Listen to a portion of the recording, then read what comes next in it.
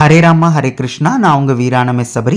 ஆண்டாள் திருவடிகளே சரணம். இப்ப நீங்க பாக்குறது ஸ்ரீரங்கத்துல கண்ணாடி அறை சேவையில் இருக்கிற அந்த ஆண்டாள் தான். இன்னைக்கு மார்கழி 6வது நாள். இதுக்கு முன்னாடி பாசரங்களோட குழுவை நீங்க பார்க்கணும் அப்படின்னா இந்த வீடியோ டிஸ்கிரிப்ஷன்ல லிங்க் கொடுத்திருக்கேன், நீங்க பாத்துக்கலாம். இந்த 6வது பாசரம் ஆரம்பிக்கும் போதே பாத்தீங்க அப்படின்னா புல்லும் சிலம்பினகான் புல்லரையன் கோயில் அப்படின்னு தான் வந்து ஆரம்பிக்கும். அந்த புல்லும் சிலம்பினகான் அப்படின்னா பறவைகள் அப்படின்றத நம்ம பார்த்தோம். அடுத்த வார்த்தை வந்து புல்லரையன் கோயில் அப்படின்னு சொல்லப்பட்டிருக்கு. அந்த புல்லு அப்படின்னா பறவைன்னு சொல்லியிருக்கோம். அரையன் அப்படின்னா ராஜா, கிங், அரசன் அப்படின்னு சொல்லலாம்.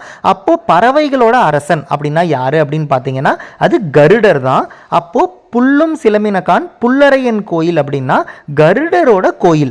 கருடரோட கோயில் எது அப்படின்னா பெருமாள் கோயில் தான்.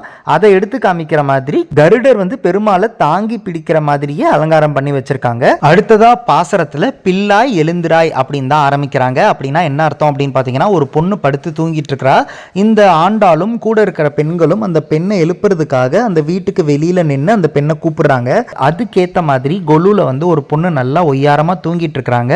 இந்த ஆண்டாலும் ஆண்டாளோட நண்பர்களும் வெளியில நின்று அவங்கள வந்து கூப்பிடுற மாதிரியே ஏற்பாடு பண்ணிருக்காங்க. பாக்குறதுக்கு அவ்வளோ அழகா இருக்கு. இப்ப நீங்க பாக்குறது 2023ல அலங்கரிச்சு வச்ச குழு.